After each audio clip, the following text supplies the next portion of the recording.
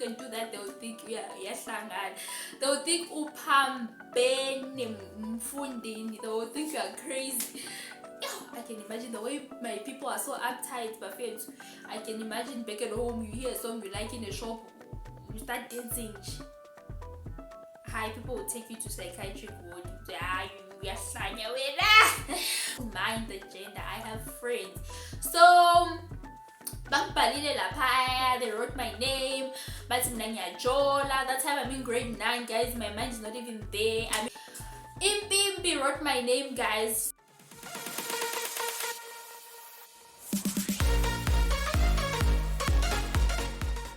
Good tea gang, it is your girl T. Welcome back to my YouTube channel. If you're new to this channel, then smash the subscribe button down below. Turn on your post notifications to get notified every time I post a video, baby.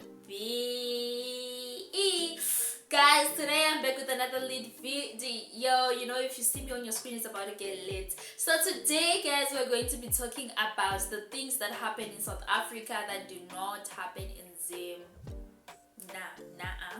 So guys, this is not like serious deep things that I want to talk about. This is just like general random stuff, funny stuff. You know, guys, I'm not an uptight person. I just be talking about the funny random stuffs, you know, those kind of things that I just notice and I say, hey, this happens here, but I've never seen it happen back home. Like, it doesn't happen back home. So the first thing that I've realized that happens in South Africa that never happens in Zim is in South Africa there is so much freedom of speech.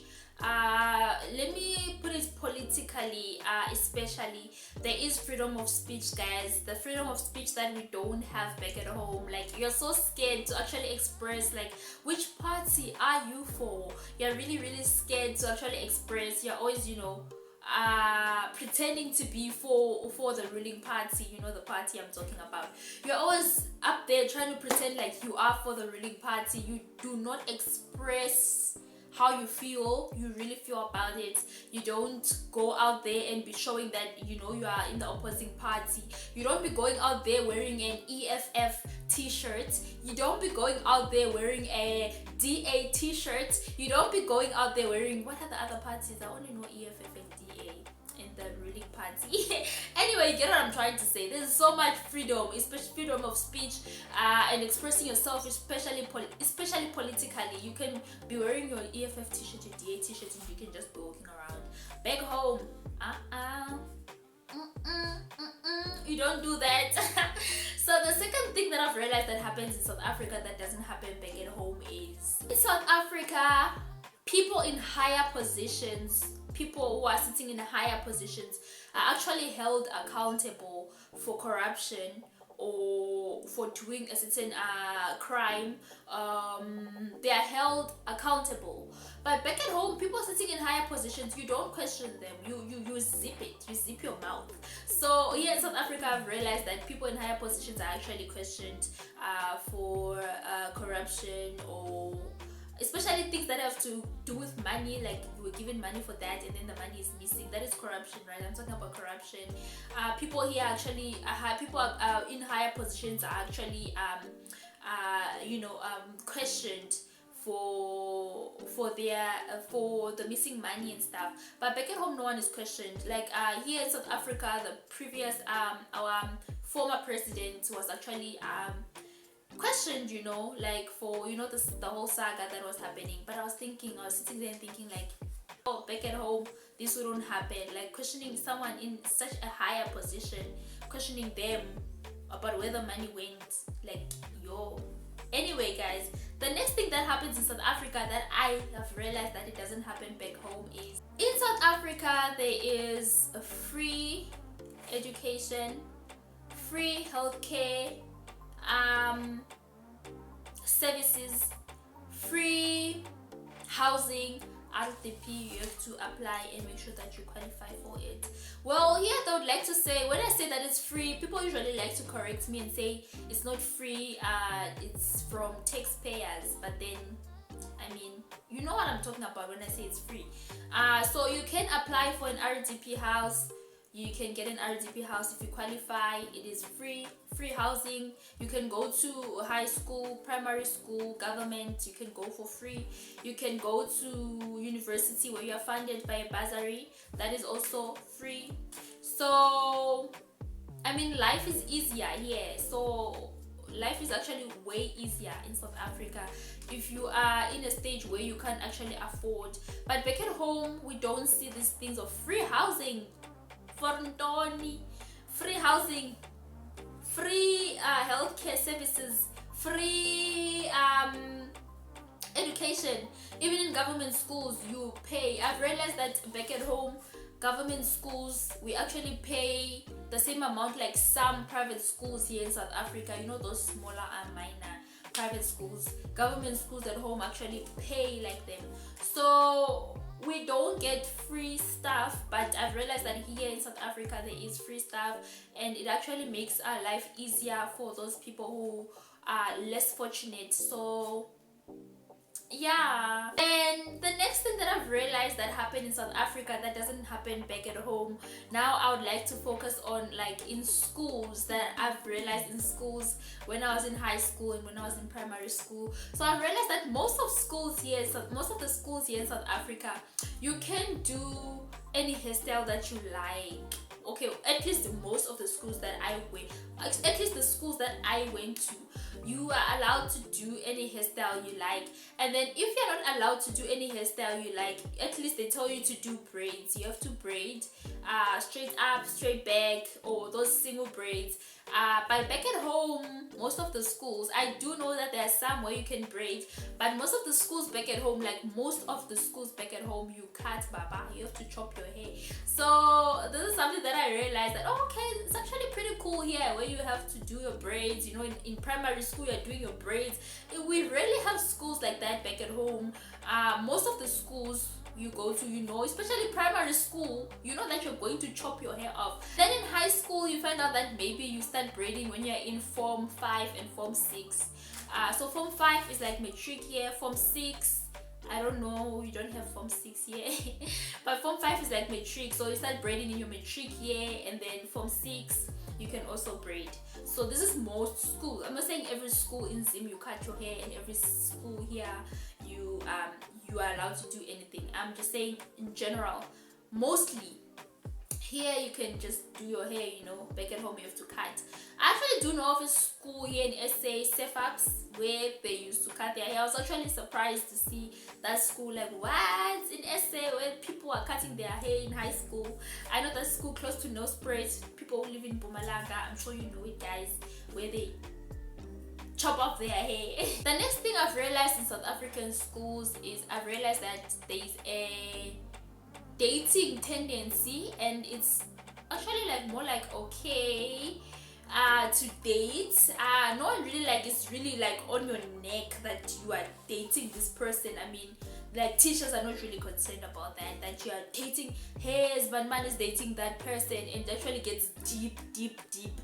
Back at home, guys, I remember, I will never forget this time when I was beaten for putting your jola. That time I was not even jolling, guys. I was in grade 9, guys.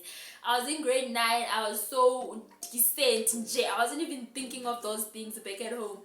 But your jola. So there's this thing where they said they were calling people and say write the couples that you know. So we had this impimpi, you know, snitches. Those kids that are snitches, teachers' pets. Impimpi wrote my name, guys. So you know, like this thing, I usually, I befriend guys. Like I have guy friends, I have girlfriends. Like I don't mind the gender, I have friends. So they wrote my name, but that time I'm in grade 9, guys. My mind is not even there. I mean, guys, you know, I did my grade 8 and grade 9 back at home. I came back in grade 10 because of certain circumstances. So grade 8, grade 9 I was in Zim, which is form 1, form 2, and grade 10 I came back here. So anyway, that's by the way. They wrote my name, girl wrote my name, guys. They called us, guys. They beat us. Do you know being beaten beaten being beaten just because you are jola. That time it's in high school, guys. There are some people who are even grade 10, 11, 12 who were beaten for dating. Imagine being grade 12 being beaten for dating. So I was like, what the heck, guys? So yeah, I realized that the teachers, yes, they can reprimand you with say, hi, no, not in school premises, yeah, but they don't really get deep into it. Like, yeah, it's no shy, write down names of everyone who's dating, we're gonna beat you. But and then another thing I realized in South Africa in schools, that in boarding school, I'm gonna talk about boarding school, you are actually allowed to have a phone. In the schools that I went to, we're allowed to have phones, but not during the week. We're not allowed to have the phone during the week. We would hand in the phones to the matron, and then weekend would get back our phones. But I actually do know of some other schools in SA where they don't take your phone even during the week. You just don't have to carry it to class. So you can have your phone in the hostel, and then in class you have to leave your phone. But back at home, guys, you're not allowed to have a phone. Imagine you are gone into boarding. I was also in boarding school back at home. But you can go to school. It's we have 3 terms in Zim, and then so you are in school. Is it like just above 3 months a bit? Yeah, 3 months in school. You don't have a phone. You don't have contact with your parents. You don't have contact with people from the outside. You don't have a phone for the whole 3 months. But that thing that happens there in most schools in Zim, I'm not saying all schools, but most schools, that thing was not right. It was not right. But it happens in Zim with you. But see, you don't even know what's happening in the outside world. Like, you are just here in jail. So something that happens here in South Africa, where you have your phone in Zim, we usually didn't get our phones, and I did not like that. So the next thing I've realized in South Africa that they do here that doesn't happen back home, guys, this one is funny, eh? Like, I just looked at it happening and I was like, this happens here and it wouldn't happen home. Guys, someone can just start randomly dancing in a shop. They can hear a song that they love, they start dancing. Someone can just start randomly dancing at a petrol station. They just hear the song they like, they start dancing. Yeah, back home, if you can do that, they will think they will think they will think you are crazy. I can imagine the way my people are so uptight, but I can imagine back at home, you hear a song you like in a shop, you start dancing. Hi, people will take you to psychiatric ward. You are Tanya. But here I realized that it happens. People are not so uptight here, unlike my people. My people are a bit uptight. So it's something that I realized happens here, but doesn't happen back home. It's something that I just saw and I said, hey, let me put it in the video. And then the last one that I realized that happens in South Africa and doesn't happen back home is taking credit for even the smallest things. Guys, Zimbabweans are used to paying cash, so we're not used to credit and stuff. You find even someone can buy a car cash. Usually they do cash, they don't do on credit. But here, I saw someone even buy an iron on credit. What? My fate. That one happens here, it doesn't happen back home. So I was like, hey, let me put it in there. I was so surprised. But how you can even take credit for an iron? You can take credit for anything. So my face. Anyway, if I forgot anything funny, if there are any Zimbabwean South Africans, people who know both Zimbabwe and South Africa, if there's something I forgot, you can comment, you can leave it in the comment section and tell me, hey, this is what happens in South Africa that doesn't happen back at home. You can just leave it there and we can have a good laugh about it. Anyway, guys, if you enjoyed this video, please give it a thumbs up, share with your family and friends. We're at 2K subscribers, guys. I'm so happy. Thank you so much to everyone who's been supporting me, showing me some love. I appreciate it. We have finally reached 2K. I'm sure, guys, today you can see. I'm sure you guys today you saw throughout the video that my mood is a bit low. I'm not that energetic as usual, Today I'm feeling a bit sick. My friends almost died today. I was having shortness of breath. Actually, I should do a story time about it and shoot a separate video about it. But yeah, my friends, I was dying, guys. Shortness of breath, nausea. I thought, hey, I'm about to meet my ancestors. Anyway, guys, if you enjoyed this video, give it a thumbs up once again, and I will see you in my